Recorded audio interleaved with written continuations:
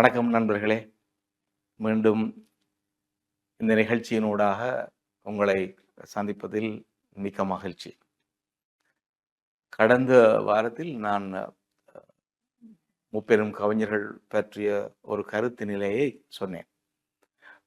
இன்று அந்த கருத்து நிலையில் முதன்மையானவராக பேசப்படுகின்ற ஔவையார் பற்றிய சில தகவல்களை நான் உங்களுடன் பகிர்ந்து கொள்ள ஆசைப்படுகிறேன். எங்களுடைய தமிழ் இலக்கிய வரலாற்று சூழல் முழுவதும் ஔவையார் என்கின்ற பெயரில் கவிஞர்கள் பலர் இருந்திருப்பதாக தெரிய வருகிறது.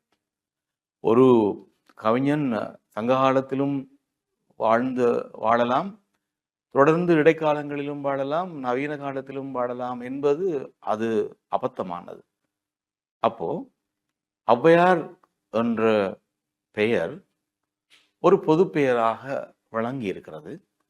ஆனால் ஔவையார் என்ற பெயரில் பெண்பாற்புலவர்கள் பலர் பல்வேறு காலகட்டங்களில் தமிழ் சூழலில் வாழ்ந்திருக்கிறார்கள் என்று சொல்லுவதே உண்மையானது.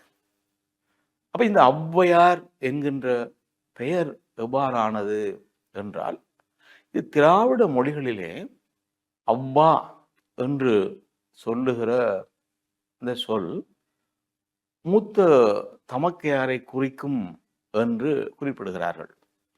கன்னட மொழியிலே இப்பொழுதும் கூட அவ்வா என்றால் அது தமக்கையாரை இல்லை அக்கையை குறிக்கிற ஒரு சொல்லாக இருக்கிறது என்று அறிஞர்கள் சொல்லுகிறார்கள்.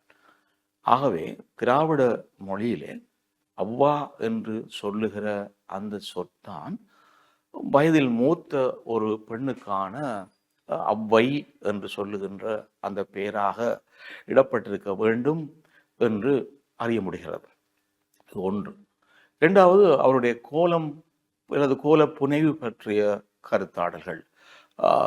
வெள்ளாடை அணிந்த ஒரு வயது முதிர்ந்த மூதாட்டியாக அவரை நாங்கள் பிம்பப்படுத்தி வைத்திருக்கின்றோம். அது அவருடைய வயதுக்கும் அவருடைய புலமைத்துவத்துக்கும் கிடைத்த ஒரு மதிப்பார்ந்த ஒரு உருவ ஆக்கம் என்று அதை கருதி கொள்ளலாம். தூய வெள்ளாடையில் நமக்கான ஒரு பெண்பால் புலவர் தொடர்ந்து இயங்கி வந்திருக்கிறார் என்ற ஒரு கருத்து நிலையையும் கொள்ளலாம். ஆனால் இதில் மாற்று கருத்துக்களும் உண்டு. சில வேளைகளில் அந்த ஔவையார் என்ற பெயரில் வயது முதிராத பல கவிஞர்கள் அதில் இணைந்திருக்கலாம் என்ற ஒரு கருத்து நிலையும் உண்டு. எனினும் ஒரு பொது கருத்து நிலையாக ஔவையார் என்பவர் வயது முதிர்ந்த ஒரு பிம்பமாக நம்முள் கட்டமைக்கப்பட்டிருக்கிறார் என்பதை முதலில் நாங்கள் தெரிந்து கொள்ளும். இரண்டாவது விடயம், அவர் சங்க காலத்தில் வாழ்ந்த ஒரு ஔவையார். அவர் சங்க காலத்திலே பல பாடல்களை சங்க பாடல்களை பாடியிருக்கின்றார். குறுந்தொகையிலே பாடல் பாடியிருக்கிறார். புறநானூறில் பல பாடல்கள் அவர் பாடியதாக பாடல்கள் உள்ளன. மற்றும் நற்றிணை முதலான நூல்களிலும் அவர் பாடியதான பாடல்கள் பல உண்டு. இதில் மிக முக்கியமான ஒரு கருதுகோளாக பேசப்படுவது அதியமானுக்கும் ஔவையாருக்கும் இடையில் இருந்த உறவு. அந்த உறவு மிக முக்கியமானதாக பேசப்படுகிறது. அதாவது தமிழகத்திலே சேர சோழ பாண்டியர்கள் என்று சொல்லப்படுகின்ற மூவேந்தர்கள் ஆட்சி செய்த காலத்திலே அதியர்கள் என்று சொல்லப்படுகின்ற ஒரு அரச வம்சம் தமிழகத்தை இன்னொரு தளத்திலே இன்னொரு பகுதியிலே ஆட்சி செய்திருக்கிறது. சத்தியவித்தோ அதியமான் நெடுமானஞ்சி கொட்டுப்பித்த பாளி என்று சொல்லி எங்களுக்கு கல்வெட்டுக்கள் சான்றாக சொல்லப்படுகிறது. அதியர்கள்தான் தமிழ் சூழலிலே கரும்பு நாகரிகத்தை கொண்டவர்கள் என்று சொல்லப்படுகிற ஒரு கருத்து நிலையம் உண்டு. ஆகவே இந்த அதியர்களில் அதியமான் நெடுமான் அஞ்சி என்று சொல்லப்படுகின்ற ஒரு அரசனுடன் இந்த ஔவையாருக்கு மிகுந்த ஈடுபாடு இருந்ததென்றும் அவர் பற்றிய பல பாடல்களை ஔவையார் புறநானூற்று பாடல்களில் பாடியிருக்கிறார் என்பதும் இதில் முக்கியமான செய்தி, செய்வழி செய்தியாக வருகின்ற ஒன்று. அதாவது சாவா மருந்து என்று சொல்லப்படுகின்ற நெல்லிக்கனியை ஔவையாருக்கு அதியமான் கையளித்தான் என்ற அந்த செய்தியையும் நாங்கள் அறிகிறோம். அந்த செய்தி மிக முக்கியமான செய்தியாக தமிழ் சூழலிலே அது பேசப்படுகிறது. அது அவையாருடைய பாடல் வாழ்த்தியல் என்கின்ற அந்த புறநானூற்று பாடலிலே பேசப்படுகிறது. அந்த பாடலிலே வருகிற சில வரிகளை நான் இங்கே குறிப்பிட விரும்புகிறேன். பெரும நீயே தொன்னிலை பெருமலை விடரகத்து அருமிசை கொண்ட சிறியிலை நெல்லி தீங்கனி குறியாது ஆதல் நின் அகத்து அடக்கி சாதல் நீங்க எமக்கு ஈந்தனையே என்று சொல்லுகின்ற அந்த பாடல். இந்த நெல்லிக்கனியை தந்தது ஒரு பெரு மலையிலே சிறிய சிறிய இலைகளை உடைய நெல்லிமரம். அந்த நெல்லி மரத்திலே காய்த்த நெல்லிக்கனிகள். அந்த நெல்லிக்கனியை நீ எனக்கு அளித்தாயே சாதல் நீங்க என்ற அந்த சொல் இது வருகிறது காரணத்தினாலதான் இந்த நெல்லிக்கனி என்பது அது சாவாமருந்து என்ற ஒரு கருத்தியல் பேசப்படுகிறது. இருந்தாலும் கூட அந்த சிறிய செயலை அவர் இங்கே பாராட்டி பேசினார் என்பது மிக முக்கியமான அம்சமாக விளங்குகிறது. இந்த இது தொடர்பான கருத்தினைகள் பல உண்டு. இது போலவே அவர் அகப்பாடல்களிலும் மிக சிறந்த பாடல்களை பாடியிருக்கிறார் என்று கூறுவார்கள். அதாவது தன்னுடைய மனத்திலே காணப்படுகின்ற உணர்வுகளை அவர் வெளிப்படுத்துகிற முறைமை மிகவும் நிதர்சனமானது என்ற ஒரு கருத்தை சொல்லுவார்கள். முட்டுவேன்கொள் தாக்குவேன்கொள் ஓரேன் யானும் ஓர் பெற்றி மேலிட்டு ஆ அ அல் ஆ ஆ ஒல் என கூவேன்கொள் அலமரல் அசைவழி அலைப்பு என உயவு நோய் அறியாது துஞ்சுமூர்க்கே. அந்த காதல் வயப்பட்ட ஒரு பெண் தன்னுடைய மன அவலங்களை வெளிப்படுத்துவதற்காக சொல்லுவதாக இந்த பாடல் அமைகிறது.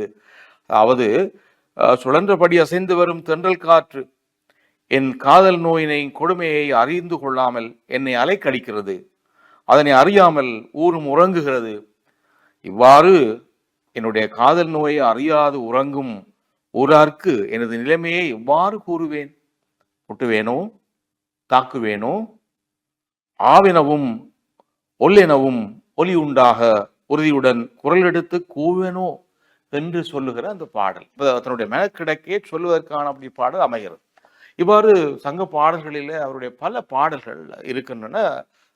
அகத்துறை சார்ந்தும் புறத்துறை சார்ந்தும் அந்த பாடல்கள் அமைந்திருப்பதை காண முடிகிறது.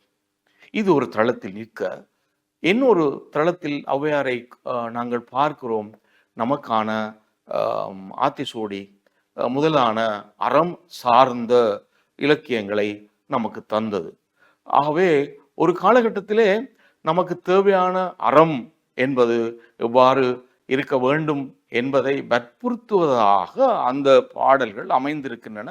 இந்த இரண்டு பாடல் முறைமைகளுக்கும் இடையே பலத்த வேறுபாடுகள் காணப்படுகின்றன. ஒன்று காதலையும் வீரத்தையும் பாடுகிற பாடலாக அமைய, இன்னொன்று மக்களுக்கு தேவையான அறத்தை போதிக்கின்ற பாடலாக அமைந்து விடுகிறது. இது இரண்டாவது தளத்தில் ஔவையாரை பார்க்கின்ற பார்வையாக இருக்கிறது. மூன்றாவது தளத்தில் இடைக்காலத்தில் கம்பனுடன் ஔவையாருக்கு இருந்த உறவு அல்லது போனால் இரண்டு பேருக்கும் இடையில இருந்த உரசல் என்பதை பற்றி தனிப்பாடல் திரட்டு அளவுக்கு அதிகமாக சொல்லுகிறது. ஆகவே கம்பனும் ஒரு அவைக்களப்புலவனாக இருந்திருக்கிறான். ஔவையாரும் அந்த காலகட்டத்தில் அவைக்களப்புலவராக இல்லாது போனாலும் அந்த காலகட்டத்தில் வாழ்ந்ததாக நமக்கு தனிப்பாடல் திரட்டு பல பாடல்களை தருகிறது.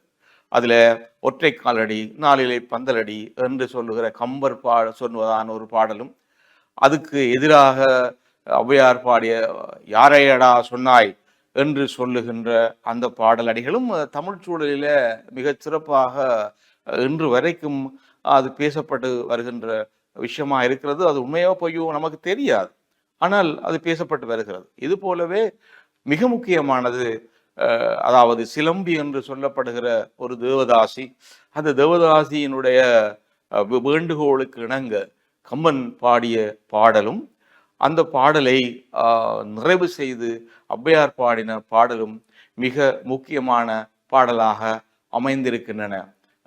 ஒரு தாதி அவளுக்கு கம்பனால் புகழ்ந்து பாடப்பட வேண்டிய ஒரு விருப்பம் வருகிறது.